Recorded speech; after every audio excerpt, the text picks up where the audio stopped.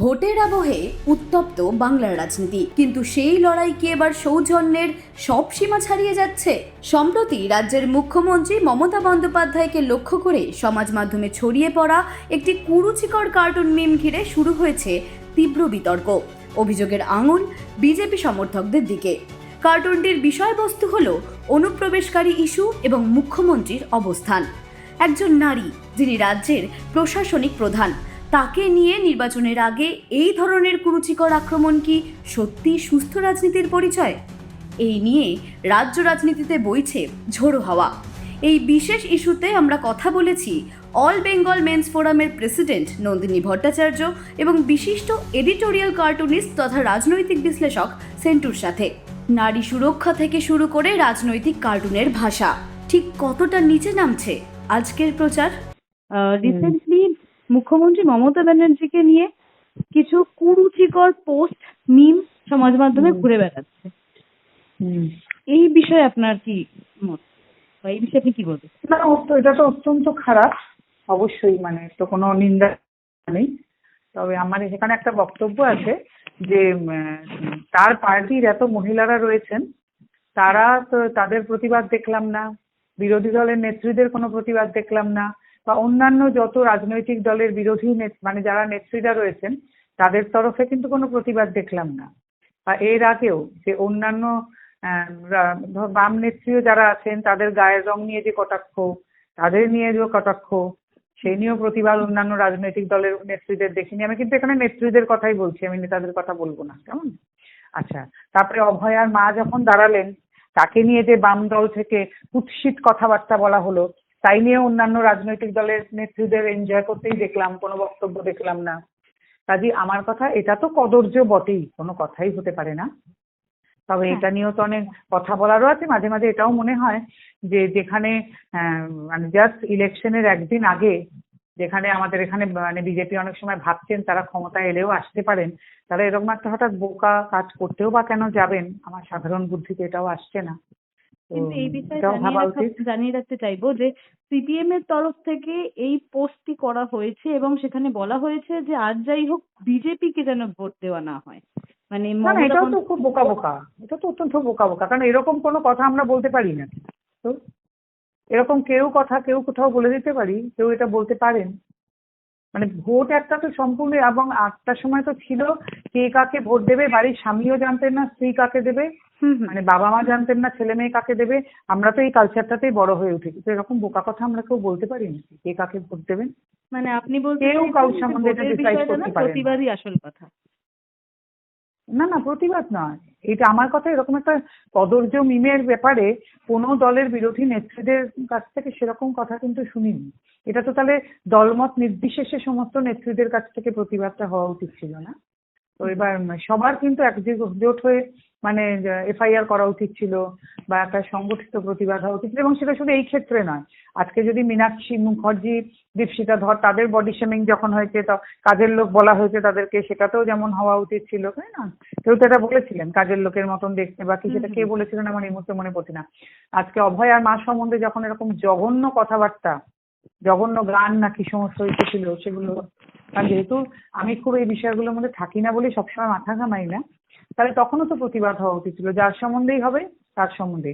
এবং এ ধরনের কুৎসিত মিম যদি কোনো একটা পুরুষ মানুষ সম্পর্কে আসে, তখনও তো তার প্রতিবাদ হওয়া উচিত, হয় না কি? হয়তো বুঝতে পেরেছি, তো অনেক হওয়া উচিত। এবং আমার কথা, যে এই ধরনের কথাবার্তা কেউ বলতেই পারেন যে কে কাকে ভোট দেবেন, তাদের সম্বন্ধেও কিন্তু তখন কমপ্লেন হওয়া উচিত। কারণ ভোট দেওয়া ব্যাপারটা কিন্তু একটা ভয়ঙ্কর সিক্রেট ব্যাপার, তাই জন্যই ওরকম ভাবে ভোট দেওয়ার সিস্টেমটা তৈরি হয়েছে। কাজে কেউ কি করে এটা বলতে পারেন যে কাকে আপনি ভোট দেবেন, তারা এরকম কি করে ওপেনলি বলতে পারেন? আমার মতে এটা ঠিক নয়। ভোটের আবহ, তার মাঝে বা তার আগে, একদম তার কিছুদিন আগেই বাংলার মুখ্যমন্ত্রী মমতা বন্দ্যোপাধ্যায়, তাকে নিয়ে, একজন মহিলাকে নিয়ে কুরুচিকর পোস্ট করা হয়েছে, যেটাকে মিম বলা যেতে পারে, এবং সেটি সোশ্যাল মিডিয়ায় ভাইরাল হচ্ছে, সাধারণ মানুষ দেখছে এবং জানা যাচ্ছে বিজেপির তরফ থেকে এই ধরনের পোস্ট করা হয়েছে। এই বিষয়ে, এই পোস্টটি বিষয়ে আপনি কি বলবেন? ওকে, আমি পোস্টটা দেখেছি।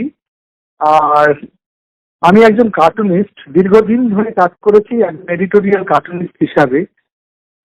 মর্যাদার সঙ্গে অনেকের কাছে খারাপ লাগতে পারে, অনেকের কাছে ভালোও লাগতে পারে, যেভাবেই হোক না কেন এই প্রফেশনটা নিয়ে কাজ করেছি। আপনার কুর্তি, আপনার চণ্ডী, আপনার আরকে লক্ষ্মণ, বহু খ্যাতনামা কার্টুনিস্টকে আমার পরখ করা, দেখবার সুযোগও হয়েছে। দুটো জিনিস দেখেছিলাম, এই ছবিটা দেখার পর মনে হলো এই যে মিম নাম দিয়ে যেভাবেই ব্যবহার হোক না কেন, যে আসলে তো এটা একটা কার্টুন চিত্র যেটা স্যাটারিং করা হয়েছে। এবং দেখুন, আপনি দেখলে বুঝতে পারবেন আমরা কার্টুনে বেশ কিছু জিনিস ব্যবহার করি। এক হচ্ছে যে তার শাড়ির রং, তার চটির রং, সবকিছু নিয়েই ব্যবহার করা হয়েছে, তাতে কোনো মতেই বুঝতে অসুবিধা থাকে না ইনি কে। আমরা কার্টুনিস্টরা কিন্তু এভাবেই ব্যবহার করে থাকি প্রেজেন্টেশনের ক্ষেত্রে, বা যেভাবেই হোক না কেন আমরা ভীষণভাবে ইঙ্গিত করতে পারি যে এটা এ, এটা ও, এটা এইভাবে ব্যবহার করা যায়। এবং এটা খুব আমাদের কাছে খুব মূল্যবান। মানে আমরা হাওয়াই চপ্পলটা আমাদের কাছে সাবজেক্ট, আমাদের কাছে নীল সাদা কিন্তু সাবজেক্ট। তো ফাইন, এটা নিয়ে কোনো বক্তব্য ছিল না। বক্তব্যটা হচ্ছে যে আবেগের উপস্থাপনা হয়েছে। আমার মনে হয়েছে যে যদি সংবাদপত্রের লোক তিনি হয়ে থাকেন, দু ধরনের লোক থাকে। এক হচ্ছে যদি সংবাদপত্রের লোক হয়ে থাকেন, একজন রুচিশীল মানুষ হয়ে থাকেন, একজন যদি যা মানুষের কাছে পৌঁছানোর জন্য মাধ্যম হিসাবে লেখা এবং আঁকা, আপনি লেখা কথা যাভাবে নিয়ে যাচ্ছেন না কেন আপনার মতামত তো পৌঁছে দিতে যাচ্ছেন অন্যের কাছে, কিন্তু যেভাবে পৌঁছে দেওয়া হয়েছে, আমি যদি আজকের সাহিত্য জগতের কত রকম ভাবে সাহিত্যকে প্রেজেন্ট করা যায়, কিন্তু যারা সব সাহিত্য নিয়ে ব্যবহার করে, সুন্দরভাবে প্রেজেন্ট করতে চায়, তাদের সাহিত্য লগ্নি আলাদা, তাদের প্রেজেন্টেশন আলাদা। ছবির জগতে সেই একই কথা প্রযোজ্য। একজন কার্টুনিস্ট তার অত বড় বক্তব্যকে প্রেজেন্ট করবার জন্য যে মাধ্যম যেভাবে ব্যবহার করেছে, সেটা মনে হয় কোনো সাংস্কৃতিক জগতে মনে হয় রাজনৈতিক নেতা নেত্রীরা যে জায়গায় থাকুক না কেন, আমরা তাদের ক্ষেত্রে ফ্যাটারিং করি। ফ্যাটারিং এর একটা ধর্ম থাকে, সেটা তাকে প্রথমত হচ্ছে যে সর্বোপরি আমরা ভারতবাসী অদ্ভুতভাবে একটা জায়গা তো দিন, সেটা হচ্ছে হয় হলো না হলো যেভাবেই হোক না কেন নারীকে তার আদর্শ জায়গা দেওয়ার চেষ্টা করি, সম্মান দেওয়ার চেষ্টা করি। আজকের দিনে যে জায়গায় থাকুক আমি যেতে বুঝে, জেনে বুঝে এমন একটা মিমকে ফেলবো যে মিমটাকে নিয়ে চর্চাও করবে কিছু মানুষ, অ্যাভয়েড করে দেয় মানুষের। এটা তো একের পর একজন লাইকও করেছে, দেখলাম বহুজন, বহু মানুষ করেছে। আমি বুঝতে পারি না যে মানুষগুলো লাইক করে তারা কোন রুচিশীল। ও রবি ঠাকুরের কথা হচ্ছে যে আমার বলার অপেক্ষা রাখে না, আপনি জানেন, সেটা হচ্ছে যে দুটোই অন্যায়। যে দেখে যে সয় না, সেও অন্যায়। তো এখানে যিনি বানিয়েছেন, যে ব্যক্তিকেই বানানো থাকুক না কেন, তার মনোগত রুচি যে জায়গায় গিয়ে দাঁড়িয়েছিল, সে যেটাকে ফেলে দিয়েছিল তার রুচি অনুযায়ী, জানি না কোনোদিন ক্ষমা চাইবেন কিনা তিনি তা জানি না, কিন্তু প্রসঙ্গটা হচ্ছে যে যেভাবে আরো পাঁচজন সেটাকে নিয়ে আরো পাঁচজনের জায়গায় পৌঁছে দিচ্ছেন, সেটা তো একই দোষে দুষ্ট। এটা গেল একটা দিক, এটা হচ্ছে রুচিশীলতার দিক। রাজনৈতিক মনস্ক যে জায়গা থেকেই হোক না কেন, কোনো মতে আমার ব্যক্তিগত অভিমত, এটা ব্যক্তিগত পর্যায়ে বলবো, আর আমি যতটুকু শিক্ষা হয়েছে ততটুকুই তোকে বলি যে এভাবে কাউকে কোন রকম ভাবে কোনো মহিলাকে রাজনৈতিক নেতৃত্ব দূরের কথা, আমি ছবি আঁকতে গেলে তো বহু রকম ভাবে আঁকতে পারি, যেহেতু আমার ক্ষমতা রয়েছে ছবিটা আঁকার, তো আমি সেটাকে ব্যবহার করতে পারি। আপনি ভাবুন না, ফিল্মে সারাক্ষণ আমরা কি নোট প্রেজেন্টেশন করতে পারি, নাকি আমরা কোনো ব্যক্তিকে ডাইরেক্টলি ব্যবহার করতে পারি, নাকি কতটা রুচিশীল দিয়ে বোঝাতে পারি যে এটা এই সিন। আর যারা যে জায়গা থেকে হোক না কেন, তারা যদি সেই শিক্ষায় দীক্ষিত হন যে তারা এটা দেখিয়ে আরো পাঁচজনকে, এটা খুব ভালো কথা, খুব ভালো করে জানেন যে নারী দেহের প্রদর্শন করার ক্ষেত্রে অনেক বেশি লোকজন পাবে, অনেকেই দেখতে চাইবে, একটু আমাদের দেশ কেন সর্বদেশ এই ক্ষেত্রেই এই জিনিসটা একটু হয়েছে যে একটুখানি রসিয়ে দিতে পারলে বেশ ভালো হয়। এটা কি কোনো রুচিশীলতার লক্ষণ? যিনি করেছেন এবং যারা দেখছেন, যারা এখনো দেখছেন, সেটা নিয়ে চর্চা করছেন, বরঞ্চ আমি বলবো যে আমি নিজেও বোধহয় এই জায়গাটা আপনার কাছে এসে যে চর্চাটা করছি বিষয়টায়, সেটাও বোধহয় রুচিশীলতার নয়। পৃথিবীতে একটা কথা আছে সাইকোলজি থেকে, ignoring is the most valuable part of our country. যদি ইগনোর করতে পারেন তার থেকে তো বড় কথা নয়। আপনারা যদি সেই জায়গা থেকে যদি এটাকে আবার চর্চাও থাকে, যদিও প্রোটেস্ট করছেন, কিন্তু আমি আমি আমার কোথাও মনে হয় না যে এই এমন ধরনের মানে পুরুষ কাজ কেউ করতে পারে। একদম তার হাত যেটা দিয়ে আপনি দেখে কি করে। হ্যাঁ যেটা আপনি বললেন আমি সম্পূর্ণটা বুঝতে পারছি। আমি এখানে জানতে চাইবো কার্টুনিস্ট হিসেবে আপনি আহ, এই বিষয়টাকে কি বলবেন, মানে যদি এই যে কার্টুনটাই যদি আমি বলি যে এই কার্টুন মিমটা যে পোস্ট করা হয়েছে, এক্ষেত্রে কি কোনো রকম শাস্তির ব্যবস্থা হতে পারে না বা শাস্তি দেওয়া যেতে পারে না তাকে? সে তো কার্টুনিস্টই নয়, তাকে ধরবে। কার্টুনিস্ট কাকে বলে? ধরুন আপনি আপনি যদি ইউএস কার্টুন গুলোকে দেখেন, আপনি প্রতিদিন জায়গা থেকে ইভিন মানে মানে অঙ্কিতা আমি আপনাকে বলতে পারি যে আপনি যদি খুব বড় করে ফলো করেন বিশ্ব ইতিহাস থেকে আরম্ভ করে, সেখানে কিন্তু আমরা তার ধারে কাছে পৌঁছই না, এতটা লুটভাবে প্রেজেন্ট করা হয়। কিন্তু কখনোই দেখিনি যে যে জায়গাটায় সেখানে নারীকে ওইভাবে ব্যবহার করা হয়েছে। কারণ একটা জিনিস আছে, আমরা নারীকে অন্য মর্যাদা দিই। আমরা আর 5টা পৃথিবীর অন্যান্য কান্ট্রির থেকে আমরা কিন্তু কোনোদিন কোন রকম ভাবে এতটা খারাপ ভাবে কখনো পড়ি না। আমরা আমাদের রুচির জায়গা থেকে, আপনি যদি অবন ঠাকুরের কার্টুনও দেখেন, কোনোদিন কোন রকম ভাবে ওই যে জড়ানো মহিলা ছবি ওই পর্যন্তই শেষ। আপনি যদি আরেকটু বলে পিসিএল মানে কাফি খা, প্রফুল্লচন্দ্র লাহিড়ী যাকে বলা হয়, আপনি আপনি যদি আর.কে লক্ষ্মণের কার্টুন দেখেন, কিংবা শঙ্কর সুইটলির আপনি ঘেটে ঘেটে দেখুন, কোথাও পাবেন না এতটা নগ্ন প্রেজেন্টেশন। তারা হচ্ছে ভারতবর্ষের ইতিহাসের খুব গ্রেটেস্ট কার্টুনিস্ট। কোনোদিন কোন রকম ভাবে এ ধরনের জিনিস তো আসবে কেন? আমরা তো আর যাই হোক না কেন, তিনি তো জনপ্রতিনিধি ম্যাডাম।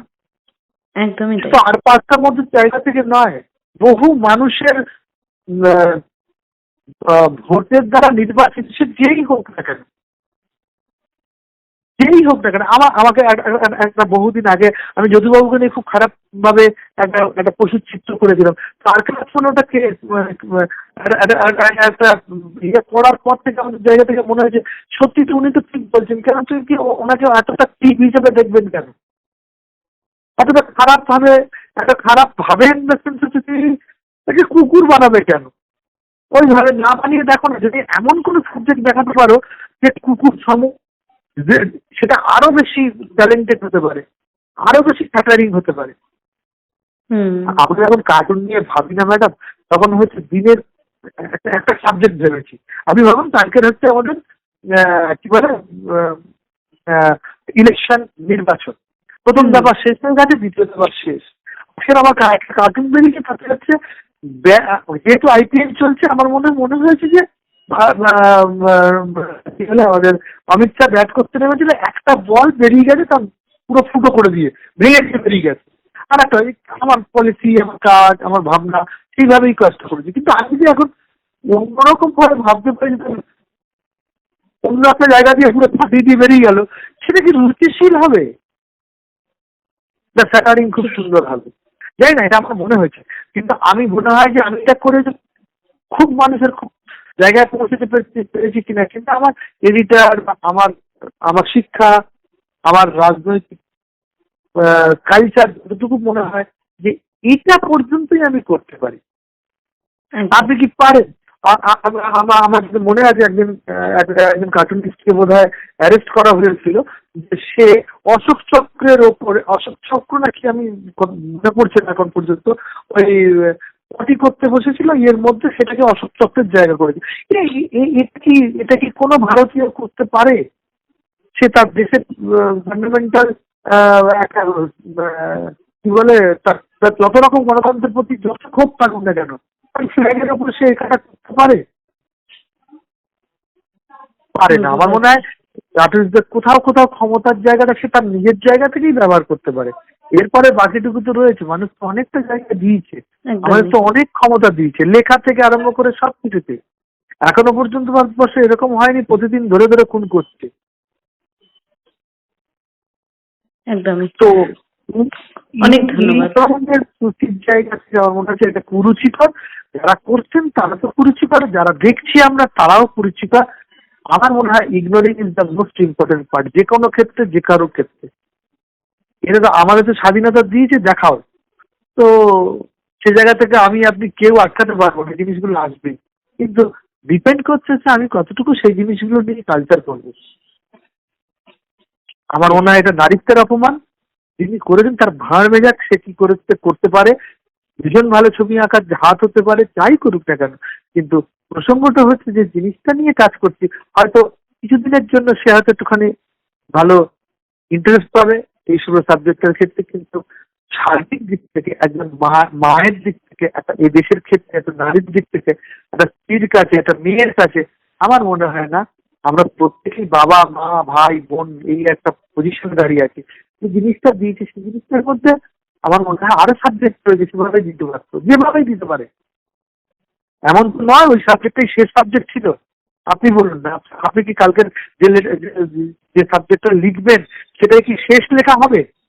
একেবারেই না। না। তাহলে তার থেকে টোটাল লেখা যাতে করা যায় সেভাবে করি, আমার ব্যক্তিগত অভিমত এটা ম্যাডাম। আপনারা শুনলেন দুই বিশিষ্ট ব্যক্তিত্বের মতামত।